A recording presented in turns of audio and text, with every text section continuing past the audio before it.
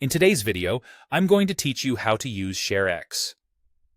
Sharex is a lightweight tool for capturing screenshots and recording your screen.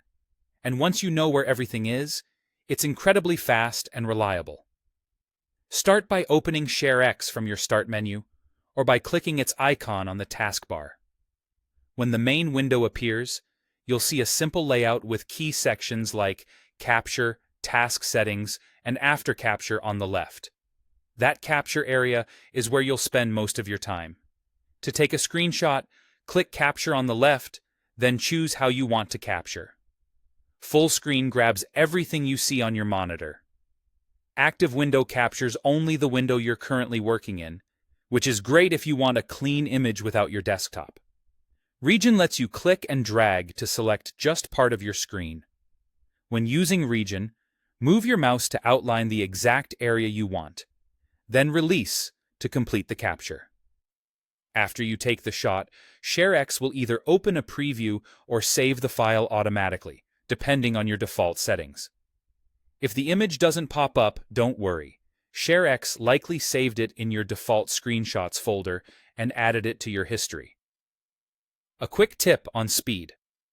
By default, pressing the print screen key takes a screenshot immediately, and Alt plus print screen captures the active window. On some laptops, you may need to hold the FN key to access print screen. These hotkeys make Sharex feel instant once you get used to them. If you want to record your screen, go to Capture, then choose Screen Recording for a standard video, or Screen Recording GIF if you prefer an animated GIF.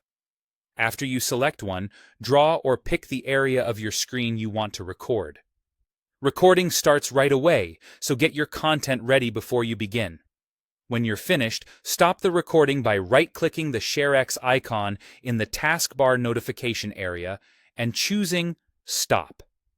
Sharex will save your recording automatically, and in many cases it will also show you a preview or list it in the Recent Tasks window so you can open the file quickly.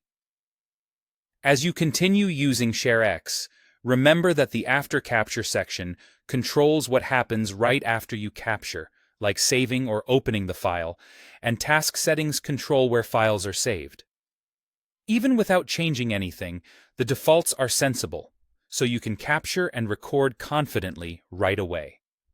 That's all you need to start using Sharex efficiently. Open it, capture exactly what you need, and stop recordings from the taskbar when you're done.